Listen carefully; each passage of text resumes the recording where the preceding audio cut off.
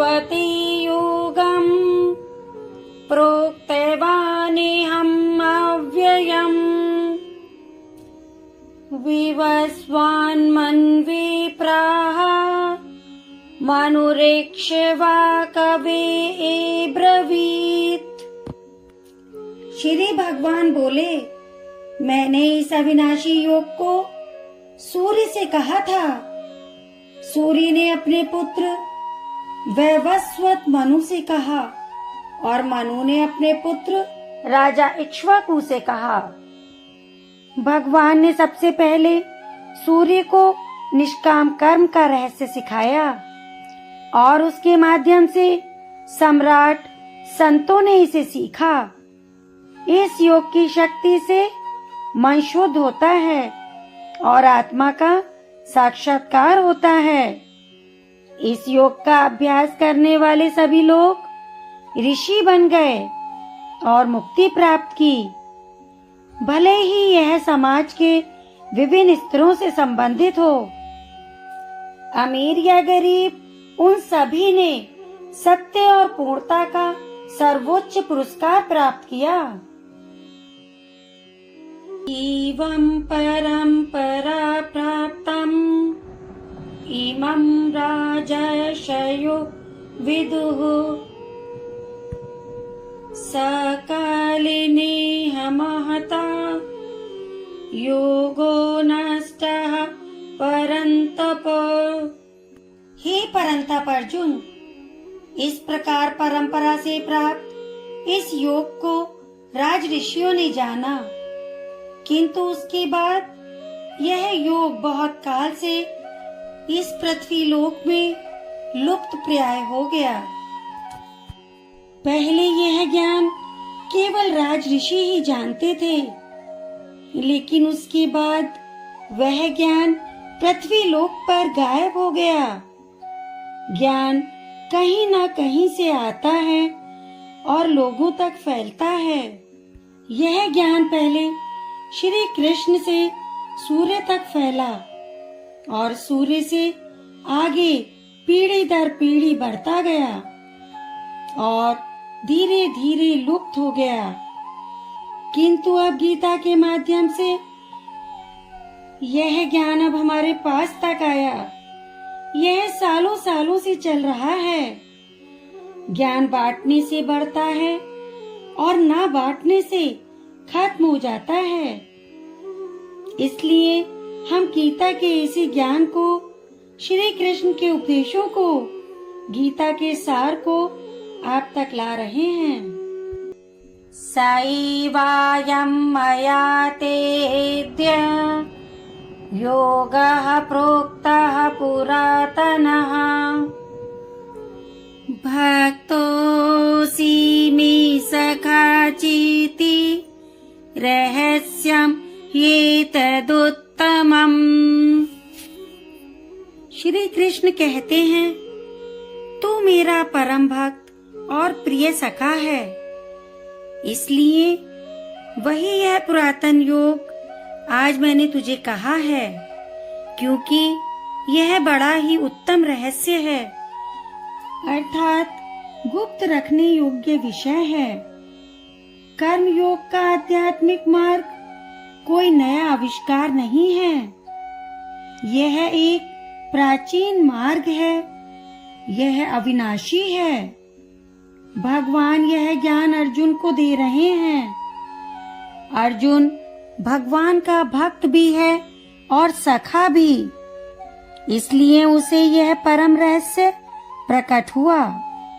जो भगवान से प्रेम करता है वह उनका मित्र और भक्त है।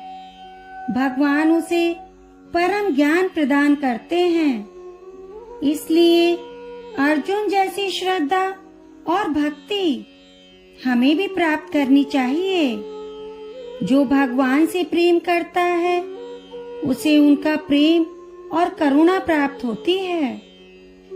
अर्जुन की श्रद्धा ने उसे कृष्ण के हृदय में स्थान दिलाया और इसीलिए उसे दिव्य संदेश दिया गया। अर्जुन उवाच अपरं भवतो जन्म परं जन्म विवस्वतः कथमिति द्विजानीयाम् त्वमादौ प्रोक्तवानिति। अर्जुन श्री कृष्ण से कहते हैं, आपका जन्म तो अर्वाचीन अभी हाल का है और सूर्य का जन्म बहुत पुराना है, अर्थात कल्प के आदि में हो चुका था। तब मैं इस बात को कैसे समझूं कि आप ही ने कल्प के आदि में सूर्य से यह योग कहा था। अर्जुन का संदेह सभी सामान्य मनुष्यों का संदेह है। वह हैरान है कि सूर्य देव सृष्टि आरंभ से ही विद्यमान है, जबकि कृष्ण का जन्म अभी हाल ही में हुआ है। यदि श्री कृष्ण वासुदेव और देवकी के पुत्र हैं, तो उनका कथन कि उन्होंने सूर्य देव को यह विज्ञान सिखाया था, अर्जुन को असंगत लगता है और वह इसके बारे में पूछता है। और श्री कृष्ण अगले श्लोकों में इसका उत्तर देते हैं। श्री भगवानुवाच बहुनी मे व्यतीतानि जन्मानि तव चार्जुन तान्यहं वेद सर्वाणि न त्वं वेत्थ परन्तप। श्री भगवान बोले, हे परंतप अर्जुन, मेरे और तेरे बहुत से जन्म हो चुके हैं, उन सबको तू नहीं जानता, किंतु मैं जानता हूँ। मनुष्य का ज्ञान केवल वर्तमान जीवन तक ही सीमित रह जाता है। प्रत्येक मनुष्य असंख्य योनियों में जा चुका होता है। हजारों जन्मों में उनके माता पिता, स्त्री पुत्र, मित्र शत्रु, धन वैभव, अच्छे बुरे सब कुछ रहे हैं, परंतु अब उन्हें इसका कुछ भी ज्ञान नहीं है। यदि मनुष्य आत्मा के ज्ञान द्वारा कर्म के बंधनों को नहीं काट पाता, तो उसे असंख्य योनियों में जाना पड़ेगा। उसके अच्छे कर्मों से ही उसे मनुष्य योनि प्राप्त होती है। साधारण मनुष्यों को कुछ भी याद नहीं रहता, लेकिन जो ज्ञानी हैं, साधक हैं, उन्हें सब याद रहता है। यही कृष्ण कह रहे हैं कि अर्जुन उन्हें साधारण जन्म लेने वाला ना समझे। वह हमारे जैसे शरीर वाले नहीं हैं। यह बात हमारे लिए भी उतनी ही आवश्यक है कि हम कृष्ण को क्या और किस रूप में समझें।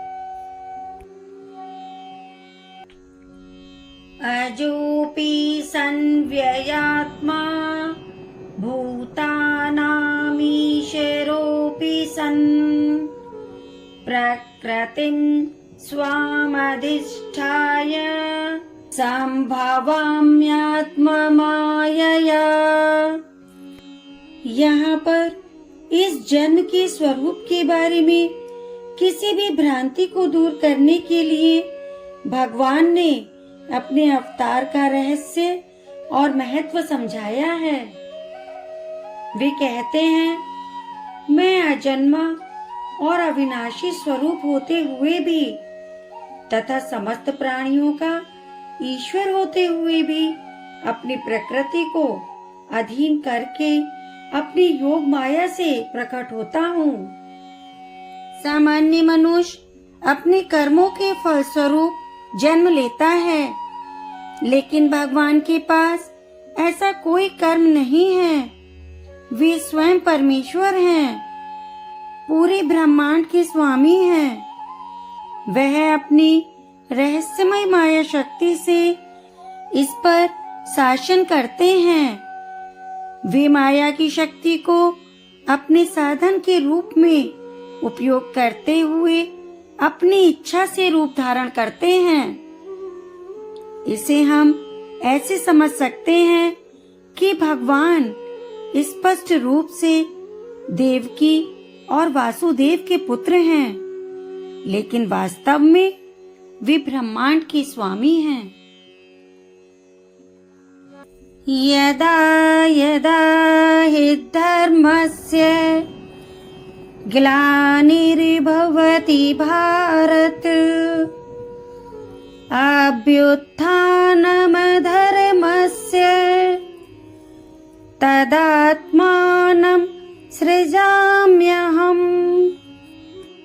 श्री कृष्ण कहते हैं, हे भारत, जब जब धर्म की हानि और अधर्म की वृद्धि होती है, तब तब ही मैं अपने रूप को रचता हूँ, अर्थात साकार रूप से लोगों के सम्मुख प्रकट होता हूँ।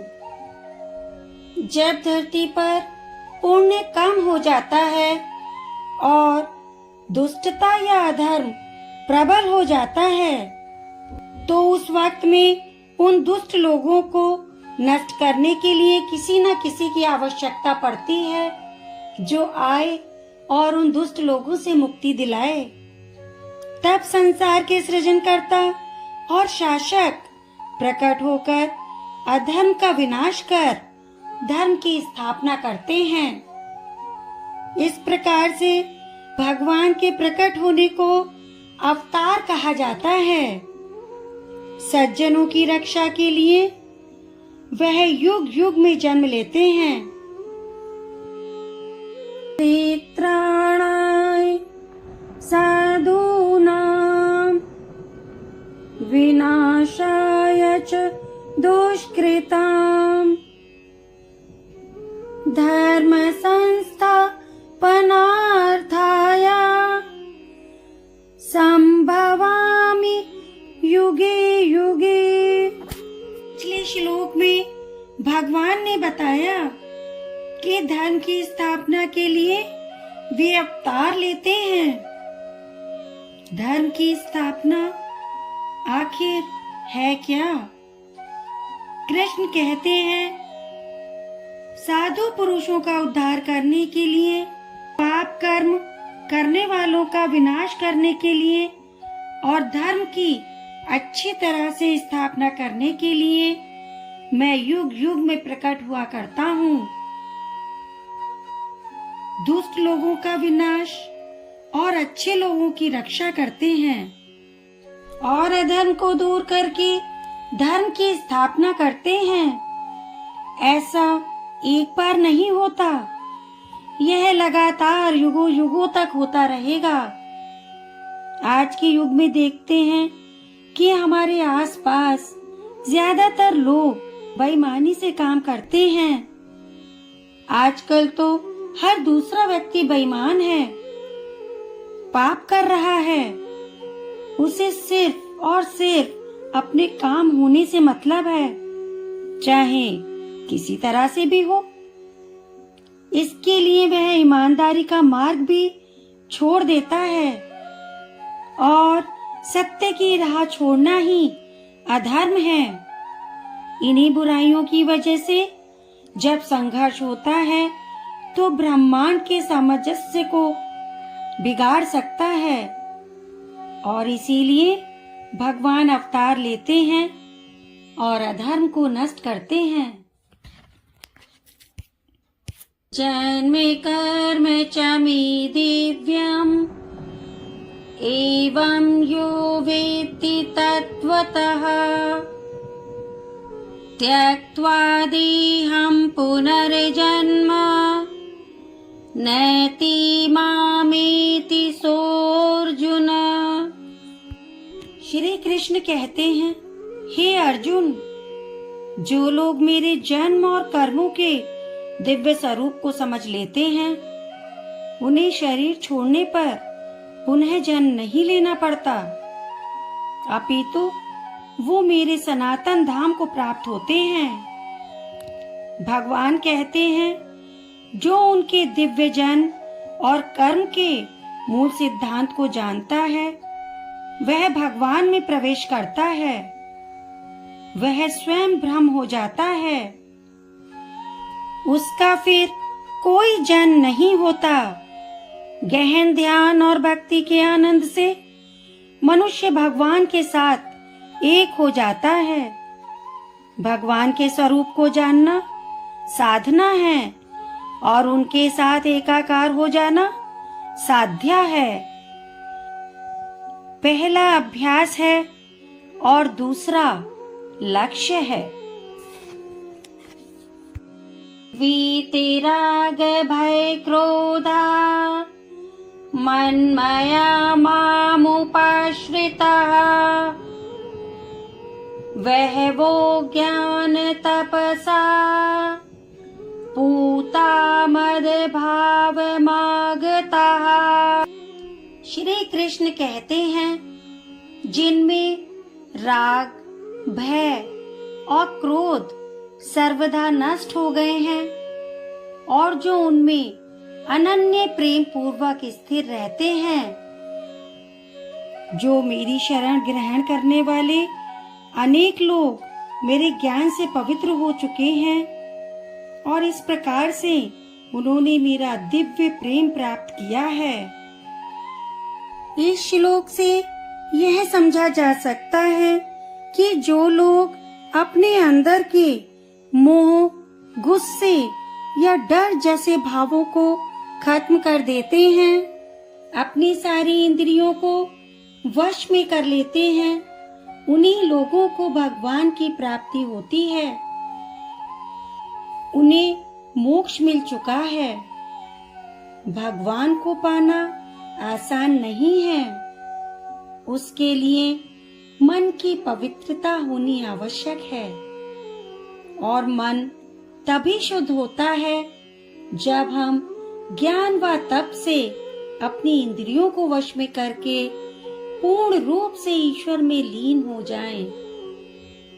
इसलिए अगर हमें भगवान को जानना है, उन्हें प्राप्त करना है, तो सबसे पहले हमें अपनी इंद्रियों को वश में करना होगा।